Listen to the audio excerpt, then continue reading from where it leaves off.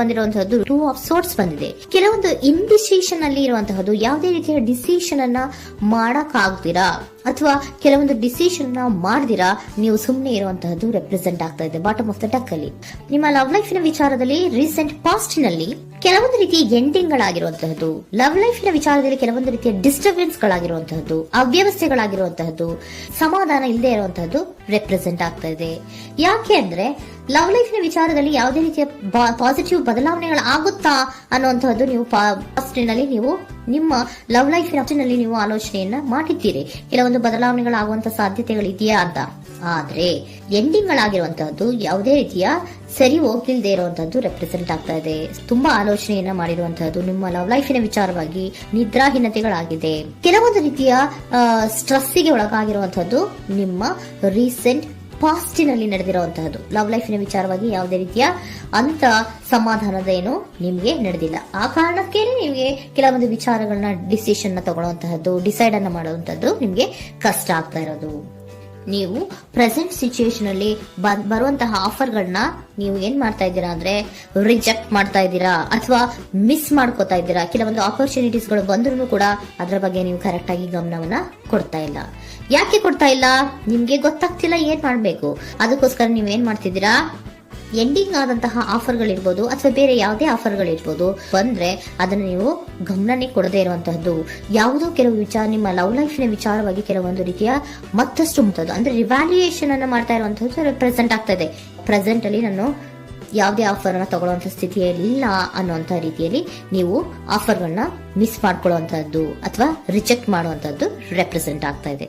Next card ಬಂದಿರುವಂತಹದ್ದೇನು, present ಅಲ್ಲಿ page of swords ಬಂದಿದೆ. ಯಾವುದೋ ಒಂದು ನಿಮ್ಮ ಲವ್ ಲೈಫಿನ ವಿಚಾರವಾಗಿ ಬಹಳಷ್ಟು ಕ್ಯೂರಿಯಾಸಿಟಿಯಿಂದ ಏನೋ ವಿಚಾರವನ್ನ ತಿಳ್ಕೊತಾ ಇದ್ದೀರಾ, ಬಹಳಷ್ಟು ಕ್ಯೂರಿಯಾಸಿಟಿಯಿಂದ ತಿಳ್ಕೊತಾ ಇದ್ದೀರಾ ಏನಾಗ್ತಾ ಇದೆ, ಹೇಗಾಗ್ತಾ ಇದೆ ಅಂತ. ತುಂಬಾನೇ ನೀವು ಕೆಲವೊಬ್ರು ಲವ್ ಲೈಫಿನ ವಿಚಾರದಲ್ಲಿ ತುಂಬಾನೇ ಮಾತು ಕೂಡ ಆಡ್ತಾ ಇರುವಂತಹದ್ದು ರೆಪ್ರೆಸೆಂಟ್ ಆಗ್ತಾ ಇದೆ. ಏನಾಗ್ತಾ ಇದೆ, ಹೇಗಾಗ್ತಾ ಇದೆ, ಈ ಗಲಿಬಿಲಿಗಳು, ಡಿಸ್ಟ್ರಾಕ್ಷನ್ಸ್ಗಳು ಅಥವಾ ಡಿಸಿಷನ್ಸ್ ನ ಮಾಡಕ್ಕಾಗದೆ ಏನಕ್ಕೆ ಒದ್ದಾಡ್ತಿದೀವಿ ಅನ್ನೋದ್ರ ಬಗ್ಗೆ ಕೂಡ ನೀವು ಕೆಲವೊಂದು ರೀತಿಯ ಮಾತಾಡ್ತಾ ಇರುವಂತಹದ್ದು ರೆಪ್ರೆಸೆಂಟ್ ಆಗ್ತಾ ಇದೆ. ಯಾವಾಗ ಕೆಲವೊಂದು ವಿಚಾರಗಳಲ್ಲಿ ನೀವು ಮಾತಾಡಿ ಕ್ಲಿಯರ್ ಅನ್ನ ಮಾಡ್ಕೊಂತೀರೋ ಆಗ ನೀವು ಕೆಲವೊಂದು ರೀತಿಯ ಆಕ್ಷನ್ಸ್ ಗಳನ್ನ ತಗೋಬೇಕು ಅನ್ನೋಂಥ ನಿರ್ಧಾರವನ್ನ ಮಾಡಿರುವಂತದ್ದು. ಆಫರ್ಗಳು ಬಂದ್ರೂ ಕೂಡ ರೆಫ್ಯೂಸ್ ಮಾಡ್ತೀರಾ. ಆದ್ರೆ ಏನೀಗ ಹಿಂದೆ ಪಾಸ್ಟಿನಲ್ಲಿ ನಡೆದಿತ್ತೋ ಅದು ಯಾಕಾಯ್ತು, ಏನಕ್ಕಂಗಾಯ್ತು ಅನ್ನೋದ್ರ ಬಗ್ಗೆ ಕೂಡ ನೀವು ಮಾತಾಡುವಂತ ಸಾಧ್ಯತೆಗಳು ರೆಪ್ರೆಸೆಂಟ್ ಆಗ್ತಾ ಇದೆ ಅಟ್ ಪ್ರೆಸೆಂಟಿನಲ್ಲಿ. ಆಮೇಲೆ ನೀವು ಮಾತಾಡಿದ್ಮೇಲೆ ಕೆಲವೊಂದು ರೀತಿಯ ನಿರ್ಧಾರಗಳನ್ನ ಮಾಡುವಂತಹದ್ದು. ನೈಟ್ ಆಫ್ ವ್ಯಾಂಡ್ಸ್ ಬಂದಿದೆ. ಸೊ ಆವಾಗ ನೀವು ನಿಮ್ಮ ಕೆಲವೊಂದು ವಿಚಾರಗಳಲ್ಲಿ ಕ್ಲಾರಿಟಿಗೆ ಬಂದ್ಮೇಲೆ ನಿಮ್ಮ ಲವ್ ಲೈಫಿನ ವಿಚಾರದಲ್ಲಿ ಕೆಲವೊಂದು ಆಕ್ಷನ್ ಗಳನ್ನ ತಗೊಳ್ಳುವಂತಹದ್ದು ರೆಪ್ರೆಸೆಂಟ್ ಆಗ್ತಾ ಇದೆ. ಹಾಗೆ ಏನ್ ಆಕ್ಷನ್ಸ್ ಗಳನ್ನ ತಗೋತೀರಾ?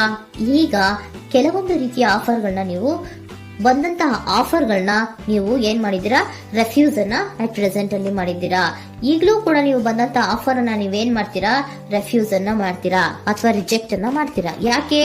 ಸೆಕೆಂಡ್ ಕಾರ್ಡ್ ನಿಮ್ಗೆ ಇಮಿಡಿಯೇಟ್ ಫ್ಯೂಚರ್ ನಲ್ಲಿ ಸೆಕೆಂಡ್ ಕಾರ್ಡ್ ಬಂದಿರೋದು ಯಾವುದು, ಹಾರ್ಮೆಟ್ ಕಾರ್ಡ್ ಬಂದಿದೆ. ಸೊ ಲೋನ್ಲಿನೆಸ್ ಅನ್ನ ರೆಪ್ರೆಸೆಂಟ್ ಮಾಡುತ್ತೆ. ಯಾಕೆ ಲೋನ್ಲಿನೆಸ್ ಅನ್ನ ರೆಪ್ರೆಸೆಂಟ್ ಮಾಡುತ್ತೆ? ಬೇಡಪ್ಪ, ಈ ಜಗ್ಲಿಂಗ್ ಗಳೇ ಬೇಡ. ತುಂಬಾ ಜಗ್ಲಿಂಗ್ ಇದೆ ನಿಮ್ಮ ಲವ್ ಲೈಫಿನ ವಿಚಾರದಲ್ಲಿ. ಕೆಲವೊಬ್ಬರಿಗೆ ತುಂಬಾ ಜಗ್ಲಿಂಗ್ ಇದೆ. ಯಾವಾಗ್ಲೂ ಬ್ಯಾಲೆನ್ಸ್ ಅನ್ನ ಮಾಡ್ತಾ ಇರ್ಬೇಕು.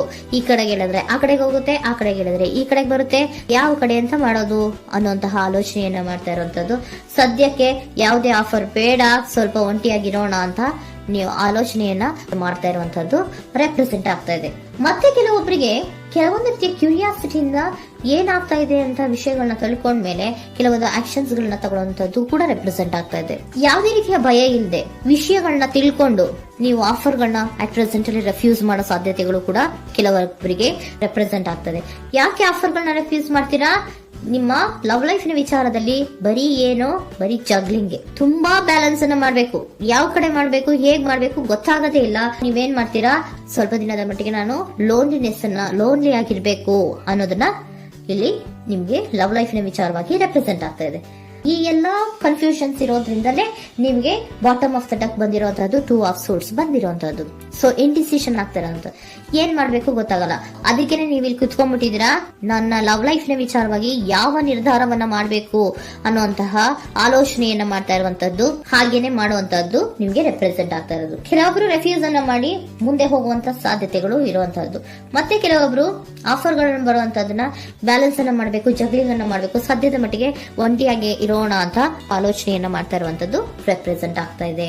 ನಿಮ್ಗೆ ಏಂಜಲ್ ಗೈಡೆನ್ಸ್ ಏನ್ ಕೊಡ್ತಾ ಇದ್ದಾರೆ, ಡೋಂಟ್ ಸ್ಟಾಪ್.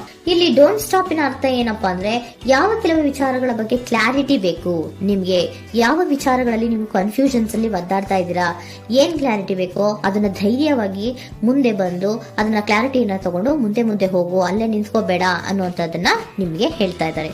ಯಾವ ವಿಚಾರವನ್ನ ನೀವು ಲವ್ ಲೈಫ್ ನ ವಿಚಾರದಲ್ಲಿ ಏನ್ ಈ ಜಗ್ಲಿಂಗ್ಗಳು ಅಥವಾ ಈ ಬ್ಯಾಲೆನ್ಸ್ ಗಳನ್ನ ಮಾಡ್ಕೊಂಡು ಅಥವಾ ಎಳ್ದಾಟಗಳನ್ನ ಮಾಡ್ಕೊಂಡಿದ್ದೀರೋ ಅಲ್ಲಿಗೆ ಕ್ಲಾರಿಟಿನ ತಗೊಳ್ಳಿ, ಧೈರ್ಯವಾಗಿ ಕ್ಲಾರಿಟಿನ ತಗೊಂಡು ನೀವು ಮುಂದೆ ಆಕ್ಷನ್ಸ್ ಅನ್ನು ತಗೊಳ್ಳುವಂತದ್ದು ರೆಪ್ರೆಸೆಂಟ್ ಆಗ್ತಾ ಇದೆ.